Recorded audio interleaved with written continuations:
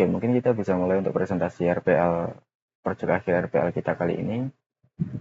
Kita mulai dari pengenalan produk kita, yaitu platform Gastrocare, di mana merupakan sebuah platform berbasis AI untuk membantu penggunanya menjaga kesehatan lambung mereka. Nah, di sini terdapat beberapa fitur, ada fitur edukasi informasi, diagnosis sederhana, saran pola hidup dan nutrisi, dan juga tentunya ada chatbot di sini nanti. Jadi untuk keberlanjutan pengembangannya, di sini kami menggunakan metodologi Agile, yaitu Scrum, untuk melanjutkan dari pengembangan sebelumnya. Nah, ini merupakan dokumentasi dari metodologi Agile Scrum untuk platform kami.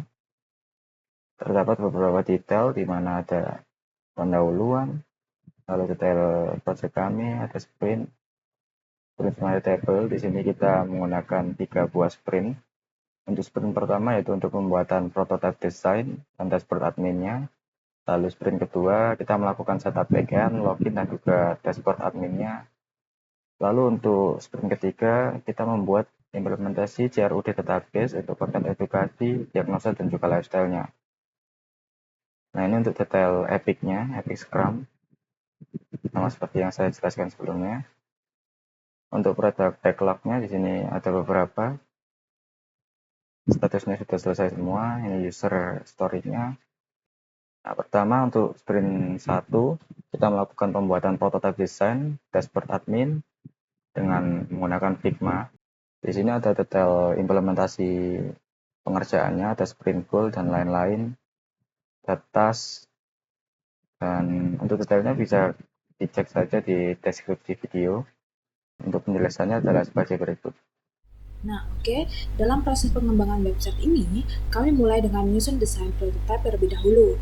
Prototipe ini dibuat sebagai rancangan awal untuk memvisualisasikan alur dan tampilan website sebelum masuk ke tahapan implementasinya.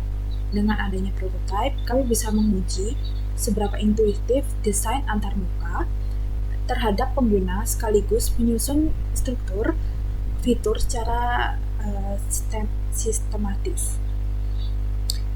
Sebelum masuk ke tampilan websitenya, saya akan menjelaskan terlebih dahulu mengenai logo Gastrocare. Nah, yang ini ya.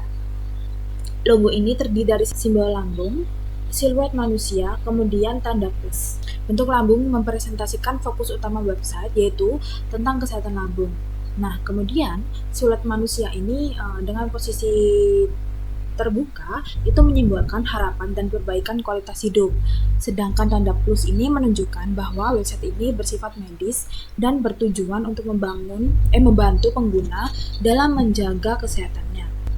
Nah, untuk UI-nya sendiri kami menggunakan warna biru tua, biru muda, dan putih. Nah, biru tua ini menggambarkan ketenangan dan kepercayaan. Nah, ini cocok untuk website temanya kesehatan. Nah, kemudian untuk biru muda ini memberikan kesan bersih, kesan bersih dan ramah.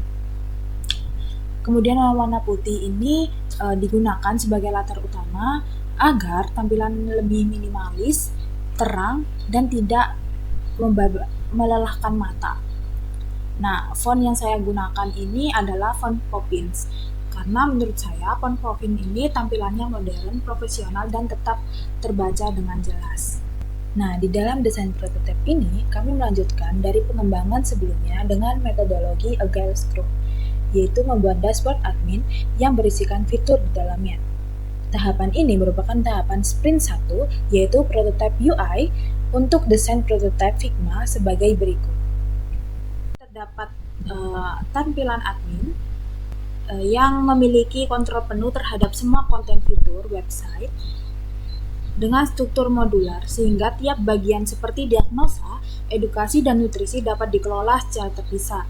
Nah, desain ini itu tetap konsisten dengan tampilan utama agar tidak membingungkan dan tetap profesional.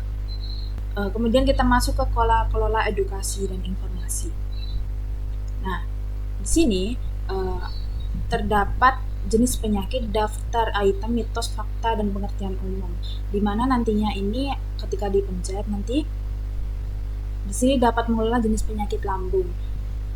Nah, di sini dapat menambahkan jenis penyakit, dapat mengedit jenis penyakit, kemudian dapat menghapusnya juga. Nah, kemudian untuk yang kelola kelola ini juga sama seperti tadi. Bedanya di sini tuh terdapat pilihan eh, penyebab, gejala, pencegahan, dan pengobatan. Kita coba pengobatan, tambahkan item, nanti akan muncul di sini. Ini juga sama, bisa diedit dan juga dihapus. Kemudian pada pola ini, mitos fakta ini juga sama seperti tadi. Kemudian pengertian umum juga sama aja. Nah, di sini artikel ini ditampilkan dalam tabel lengkap dengan tombol edit dan juga hapus, kecuali yang pengertian umum. Kemudian untuk yang kelola diagnosa ini, admin dapat menambahkan dan mengedit atau menghapus pertanyaan diagnosa. Kemudian form pengelolaan sederhana itu cukup isi pertanyaan, kemudian teks jawaban, dan juga urutan tampilan. Kemudian tinggal tambahkan pertanyaan dan langsung muncul ke bagian pertanyaan user tadi. Kemudian untuk kelola lifestyle atau kelola pola hidup dan nutrisi, ini pada bagian ini itu admin dapat menambahkan daftar makanan sehat, jadwal makanan mingguan, dan video edukasi. Nah, input ini tuh berupa gambar dan deskripsi juga disediakan agar konten lebih informatif. Kemudian konten bisa langsung dikelola dengan fitur edit dan hapus. Nah, oke, ini adalah penjelasan singkat dari saya tentang UI prototype-nya dan juga tentang desainnya. Oke, selanjutnya yaitu kita masuki sprint kedua pada minggu kedua tentunya. Di sini kita melakukan setup backend dan juga login, lalu juga membuat desain untuk dashboard adminnya atau mengimplementasikan dari desain sebelumnya di sprint pertama. Untuk detailnya sebagai berikut, mungkin kita bisa masuk ke dalam detail lebih lanjutnya. Nah, pada sprint kedua kali ini kita membuat beberapa tambahan pada kode program kami yang sebelumnya. Di sini kami menambahkan untuk dashboard admin, lalu sambungan untuk ke database menggunakan PHP MyAdmin atau MySQL. Ini juga ada get user dan juga logout. Mungkin kita bisa masuk ke dalam implementasi dari dashboard adminnya terlebih dahulu. Nah, untuk dashboard admin kita perlu masuk dari dashboard sana, dashboard awal. Kita perlu memasukkan kredensial dari admin itu sendiri. Untuk database-nya seperti ini, ada tabel user, di sini ada role-nya admin dan juga user. Untuk emailnya seperti ini, username dan juga password yang sudah di-assign. Untuk admin berarti kita memerlukan email ini dan juga passwordnya ini admin1234. Nah, mungkin kita bisa coba untuk menambahkan user baru saja terlebih dahulu untuk sebagai contoh user 1. Nah, sudah berhasil ditambahkan, mungkin kita bisa cek di sini. Kita refresh. Nah, di sini ada user baru, user 1. Sudah berhasil. Karena kita mau memperlihatkan untuk dashboard adminnya, kita gunakan admin terlebih dahulu saja mungkin. Nah, di sini merupakan tampilan dari dashboard admin, di mana ada beberapa komponen, ada header, lalu di sini ada fungsi utama yaitu panel kontrol untuk adminnya. Di sini admin bisa melakukan kelola edukasi, kelola diagnosa, dan juga kelola lifestyle. Lalu ada informasi-informasi tambahan lainnya, ada panduan dan lain sebagainya. Mungkin seperti itu untuk setup database dan juga merubah dari semua kode programnya menjadi PHP dengan menyertakan template dan juga menyambungkan ke database PHP ini tadi. Oke, selanjutnya mungkin kita bisa demokan untuk user, kita bisa logout. Kalau kita login akan user. Nah, untuk user sendiri kita masuk ke dalam tampilan dashboard user seperti ini. Di sini kita bisa mengakses beberapa fiturnya setelah kita login. Ada edukasi informasi, diagnosa, dan juga saran pola hidup sehat. Nah, kita juga bisa mengakses AI di sini. Untuk AI-nya kita juga sudah hubungkan ke dalam database, jadi dia bisa mengakses ke dalam database. Misal kita lihat di sini edukasi penyakit, ada ini gastritis, seperti ini deskripsinya. Coba kita tanyakan ke AI-nya. Nah, dia akan mengambil dari database, kadang anggota dinding lambung bisa akut atau kronis. Nah, seperti ini. Ini yang lainnya juga sudah bisa disambungkan ke AI-nya. Lalu kalau misalkan kita katanya sesuatu yang bukan dari database, misalkan seperti ini. Nah, dia akan fetch dari API Google Gemini. Nah, akan dicarikan informasi dari internet seperti ini. Oke, yang selanjutnya yaitu sprint ketiga atau sprint terakhir kami. Di sini kami mengimplementasikan CRUD pada konten edukasi, diagnosa, dan juga lifestyle. Ada test breakdown dan juga lain-lainnya juga, lampiran dan sebagainya. Dan untuk detail lebih lanjutnya adalah sebagai berikut. Oke, di sini saya akan menjelaskan fitur unggulan dari aplikasi GastroCare yang telah kami buat. Pertama kita akan membahas yaitu fitur edukasi dan informasi. Bisa kita lihat menu fitur edukasi dan informasi ini adalah fitur menu baca bagi pengguna atau user agar bisa mendapatkan informasi mengenai penyakit lambung. Bisa kita lihat ada diantaranya yaitu pengertian penyakit lambung, kemudian ada jenis-jenis penyakit lambung, ada penyebab, gejala, pencegahan dan juga pengobatan untuk penyakit lambung. Selain itu juga ada trivia mitos dan fakta seputar lambung agar pengguna bisa mendapatkan wawasan maupun pengetahuan mengenai penyakit lambung. Selain itu juga di sini sudah tersedia chatbot di mana yang kami beri nama yaitu GastroBot. Barangkali pengguna setelah membaca-baca informasi ini bisa melakukan bisa meresearch lagi mengenai info yang mereka dapatkan seperti itu. Oke, untuk membuat fitur edukasi dan informasi ini kami membutuhkan ada 3 file. Di mana yang pertama yaitu ada file education PHP. Di sini yang pastinya untuk mengatur tampilan dan juga isi dari menu edukasi kami. Kemudian ada education CSS. Di sini untuk mengatur tata letak, pewarnaan dan juga responsif dari menu edukasi kami. Selain itu juga ada education animation JS untuk mengatur animasi pada saat pertama kali pengguna masuk ke menu edukasi ini. Bisa kita lihat menu edukasi ini sudah responsif agar mempermudah pengguna atau user dalam membaca informasi di dalam menu ini, bisa melalui mobile, desktop maupun tablet seperti itu. Oke. Dan juga di database kami sudah di tabel user kami sudah mengatur ada 2 role. Jadi ada role user dan juga admin. Di saat kita login menggunakan akun yang role-nya itu admin, maka kita akan masuk ke dashboard admin. Oke, di dashboard admin ini kita bisa mengelola isi dari aplikasi GastroCare kami. Pertama saya akan coba menjelaskan yaitu untuk kelola edukasi. Di mana kelola edukasi sendiri di sini berisi ada jenis penyakit, daftar item dan juga mitos, fakta dan juga pengertian umum. Oke. Di jenis penyakit kita bisa melakukan CRUD yaitu create, read dan juga update, delete. Kemudian juga kita lihat daftar item. Di sini untuk mengatur isi dari penyebab, gejala, pencegahan dan juga pengobatan. Kemudian ada mitos fakta seperti ini dan juga ada pengertian umum. Oke, kita contohkan ya. Kita coba di jenis penyakit.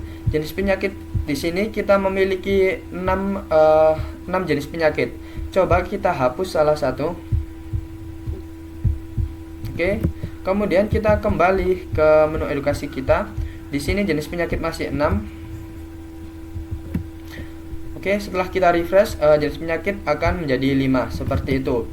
Nah, untuk mengelola atau membuat fitur admin untuk edukasi ini, kami membutuhkan beberapa file. Di antaranya ada admin education section. Ini adalah untuk mengatur tampilan awal dari menu admin edukasi kami. Kemudian ada manage jenis penyakit. Jadi di sini untuk melakukan CRUD jenis-jenis penyakit. Kemudian ada manage list. Di sini untuk mengatur yang tadi, yaitu gejala, penyebab, pencegahan dan juga pengobatan dari penyakit lambung. Kemudian ada manage mitos fakta PHP. Kemudian ada manage statistics test, yaitu untuk pengertian umum seperti itu. Mungkin sekian penjelasan fitur edukasi dan informasi dari saya. Terima kasih. Baik, selanjutnya ada fitur diagnosa sederhana, di mana di fitur ini kita bisa melakukan diagnosis untuk mengetahui kondisi kesehatan lambung kita secara mandiri. Nah, di dalam fitur diagnosa ini sendiri akan disediakan beberapa pertanyaan dengan beberapa jawaban, dan juga diagnosa ini terdiri dari 6 sesi, di mana tiap sesinya itu terdapat pertanyaan sesuai kategori yang sudah admin tentukan. Seperti ini, di sesi pertama kita akan disajikan pertanyaan mengenai identitas diri, seperti jenis kelamin, usia kita, kemudian berat badan kita, dan juga tinggi badan. Ada juga pertanyaan mengenai bagaimana riwayat penyakit kronis kita, dan juga bagaimana konsumsi kita terhadap rokok dan alkohol. Nah, selanjutnya di sesi kedua akan disajikan pertanyaan mengenai pola makan kita dalam sehari-hari. Nah, kemudian juga di sesi ketiga di sini ada pertanyaan terkait dengan bagaimana nyeri atau kondisi yang berkaitan dengan pencernaan atau lambung. Oke, kita lanjut lagi ke sesi 4, di mana di sini juga masih terkait sama yang sebelumnya. Oke, kita lanjut lagi di sesi 5. Ini pertanyaan terkait dengan riwayat penyakit lambung kita dan juga konsumsi obat-obatan. Dan di sesi 6 akan disajikan pertanyaan mengenai kondisi psikologis, karena kondisi psikologis juga memiliki keterkaitan juga dengan kondisi kesehatan lambung. Nah, setelah kita selesai menjawab semua pertanyaan dari tiap sesi, nah kita akan beranjak ke halaman result atau halaman hasil ya, di mana di sini akan disajikan berindikator, di mana indikator ini merupakan total skor dari poin-poin pertanyaan yang sudah kita jawab tadi. Jadi dari tiap pertanyaan tadi, tiap jawabannya itu memiliki poin-poin, yang dimana poin-poinnya nanti akan diakumulasi untuk mengetahui bagaimana skala kondisi lambung kita. Itu di sini. Kemudian ada juga ringkasan singkat ya dari total skor tadi. Kita ada di kondisi lambung aman ya. Jadi kategori skala kondisi lambung kita akan dibagi menjadi 5. Ada aman, menengah, waspada dan kritis, dan tadi itu kondisi lambung kita aman. Kemudian akan disediakan juga ringkasan dari pertanyaan dan jawaban yang sudah kita berikan tadi, beserta juga poin-poinnya. Jadi kita bisa melakukan evaluasi seperti itu. Nah, setelah itu kita juga bisa melakukan diagnosa lagi dari awal lagi, ya, diagnosa baru seperti itu. Nah, kemudian di fitur diagnosa sendiri, di sini juga ada menu khusus admin, di mana admin di sini akan bisa melakukan pertama yaitu memanajemen hasil diagnosis dari pengguna, ya, kan di sini.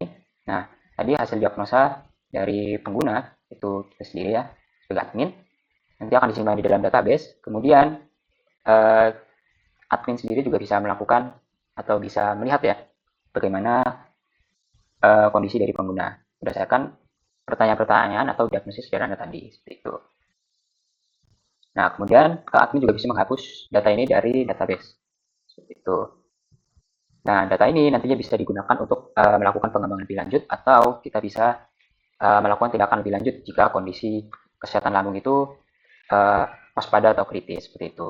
Nah, kemudian admin diagnosa sendiri bisa menambahkan pertanyaan baru. Nah, tadi kan di fitur diagnosa itu terdiri dari beberapa pertanyaan. Nah, pertanyaan-pertanyaan itu kita bisa menambahkannya juga. Misalkan umur Anda. Contoh saja kita pakai ini.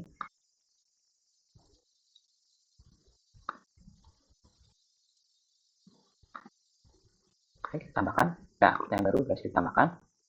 Nah, pertanyaan yang tadi sudah kita tambahkan, kita juga bisa kita kelola ya di manage question. Nah, di sini akan disajikan semua pertanyaan yang ada. Seperti tadi ada jenis kelamin Anda, usia Anda saat ini, serta dengan option, points, dan berbagai macamnya. Nah, ini tadi yang kita tambahkan ya. Nah, ini kita juga bisa melakukan edit.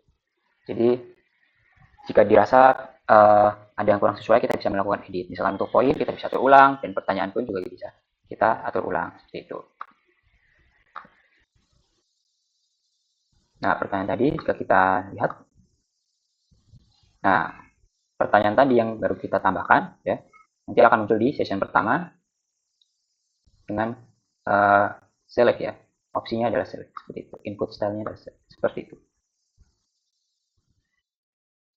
Oke, yang terakhir di sini ada fitur saran pola hidup dan nutrisi atau lifestyle.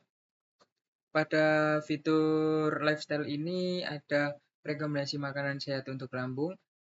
Ada terdiri dari 3 kategori, kategori sayur, kategori ikan, dan kategori daging.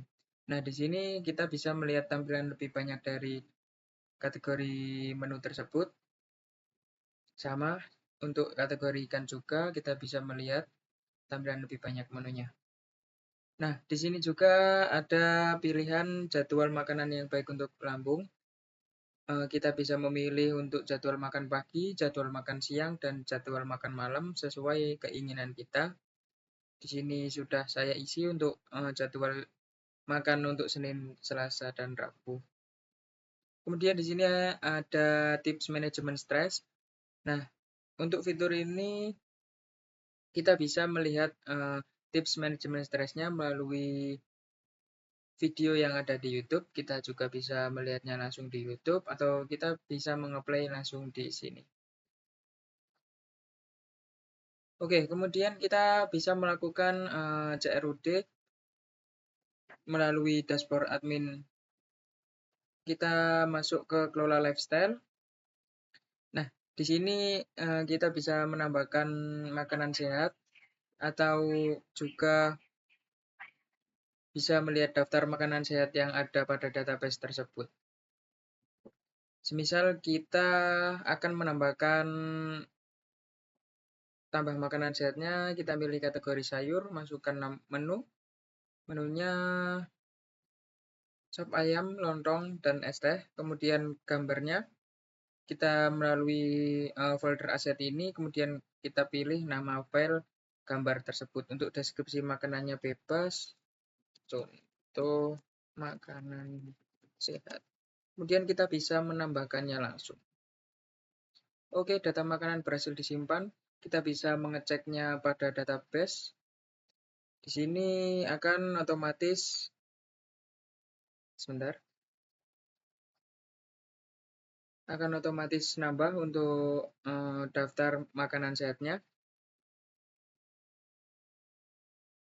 Nah, untuk yang ada di tampilan usernya, coba kita lihat apakah sudah menambahkan untuk kategori sayur. Nah, di sini ada tambahan dari yang kita tambahkan tadi.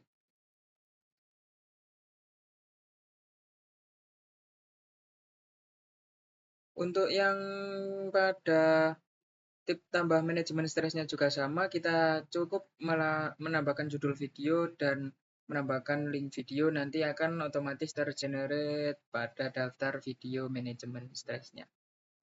Oke, mungkin itu saja dari metodologi pengembangan Agile untuk platform gastrocare kami. Lanjutkan dari pengembangan sebelumnya. Kita sudah sampai ke tahapan akhir ya di sprint 3 sampai membuat CRUD sudah bekerja, database sudah bekerja. Jadi kita sudah mengimplementasikan front end dan juga back end-nya. Dan untuk lampiran kalian bisa cek di sini, link ini atau di deskripsi nanti kami cantumkan juga. Oke, mungkin sekian dari presentasi kelompok kami. Kurang lebihnya saya mohon maaf dan terima kasih.